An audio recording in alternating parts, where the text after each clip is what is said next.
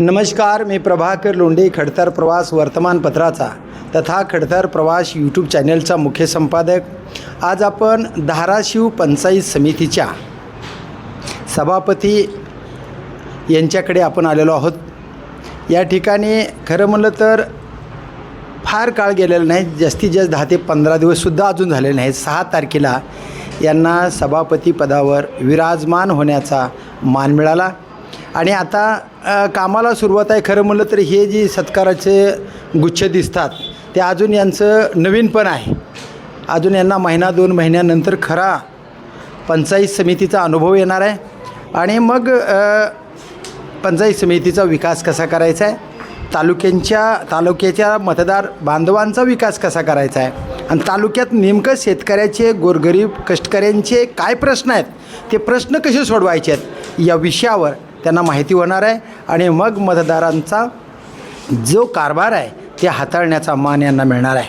तर आता आपण यांना विचारणार की पंचायत समितीच्या अधिकाऱ्यांची बैठक घेतली का, नेमकं आराखडा काय आहे आणि जनतेचा विकास करण्यासाठी आपण काय करणार आहेत हे विचारणार आहेत. मॅडम, आपलं जे आता पद आहे या पदावरून तालुक्याचा विकास करायचा आहे. तुम्ही काय निर्णय घेतला आहे, तुमचं खडतर प्रवास यूट्यूब चॅनलमध्ये स्वागत आहे. तुमच्या कर्मचाऱ्याची तुम्ही बैठक घेतलेली आहे का? हो, घेतली. बरं, काय ठरलं बैठकीमध्ये? काय ठरलं म्हणजे आराखड्यामध्ये काय घेतलं तुम्ही? आराखड्यामध्ये काय नाही, आराखड्यामध्ये कर्मचाऱ्यांची माहिती घेतली, ओळखी करून घेतल्या आणि काय काय कामकाज आहे हे माहिती करून घेतलं. बरं. आणि जे पेंडिंगमध्ये कामं आहेत ती कामं करण्याची त्यांना हे केली. बरं. ते आम्हाला माहिती करून घेतली कामं आणि करण्याची त्यांना सांगितले की जे पेंडिंगमध्ये कामं आहेत ते करून घ्या मार्चच्या आधी. आता तालुक्यामध्ये रोडचा प्रश्न आहे, पाण्याचा प्रश्न आहे, शेतकऱ्यांचा प्रश्न आहे, अवजारांचा प्रश्न आहे, बियाणाचा प्रश्न आहे. आता जूनमध्ये तुमची ही प्रक्रिया चालू होती, मेमध्ये चालू होत्या. याच्यासाठी तुम्ही काय विचारणा, कर्मचाऱ्यांच्या ओळखी, गटविकास अधिकाऱ्यांना आदेश असं काय केले का? हो, केले ना. त्यांना सांगितलं की जेवढे आमच्याकडून हे होते प्रयत्न ते आम्ही करू, तुम्ही आम्हाला सही करून द्या म्हणलं.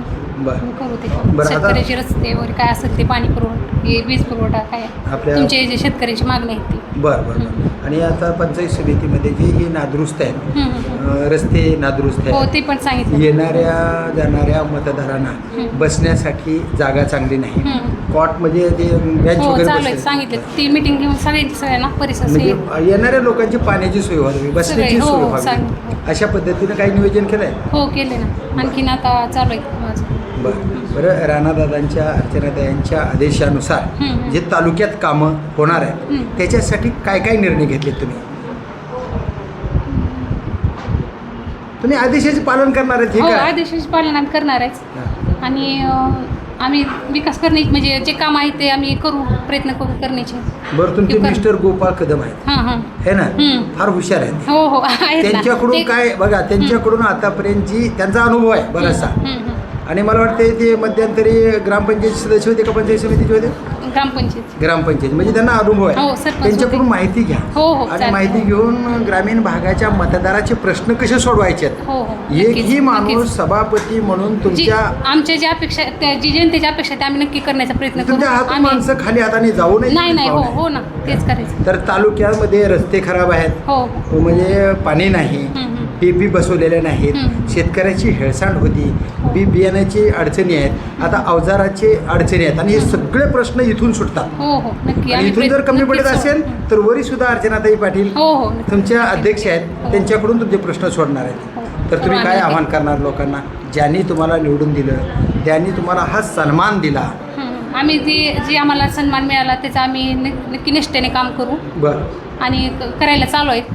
बरं. मतदारांना काय आव्हान करणार की आपल्या शेतकऱ्यांना, कष्टकऱ्यांना, गोरगरिबांना काय आदेश करणार की बाबा मी या पदावर आलेले आहे, तुम्ही कसे प्रश्न सोडणार, काय आव्हान करणार? मी आव्हान करेन की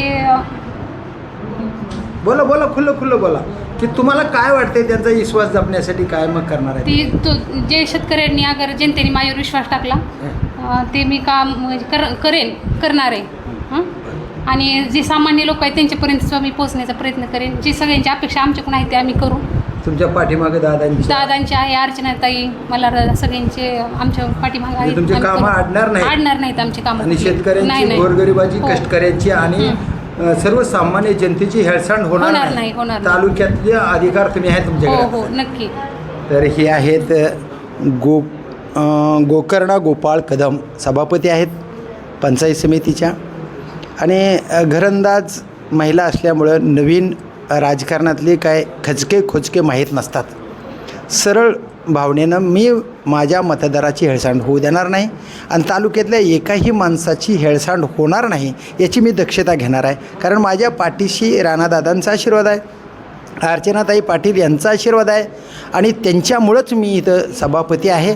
या सभापती नावाला कलंक लागणार नाही असं मी काम करून सर्वसामान्यांचे प्रश्न सोडवणार, पंचायत समितीच्या अडीअडचणी कायम सोडवणार असं त्यांनी आश्वासन दिले.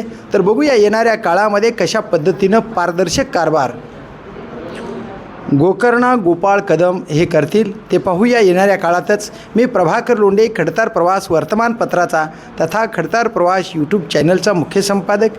या चॅनलला सबस्क्राईब करा, शेअर करा, लाईक करा, बेल आयकॉनचे बटन दाबा. आपले विचार कमेंट बॉक्समध्ये नोंद करा. खरे ते खरे आणि खोटे ते खोटे. काम नाही झालं तर नाही झालं म्हणून लिहा आणि काम केलं तर केलं म्हणून लिहा. कारण यांच्या कार्यकाळात सर्वसामान्य जनतेचे प्रश्न सोडवावे हीच मतदारांची अपेक्षा आहे. ती अपेक्षा पूर्ण होणार का ते पाहूया येणाऱ्या काळातच. धन्यवाद. धाराशिवकर. जय हिंद, जय महाराष्ट्र.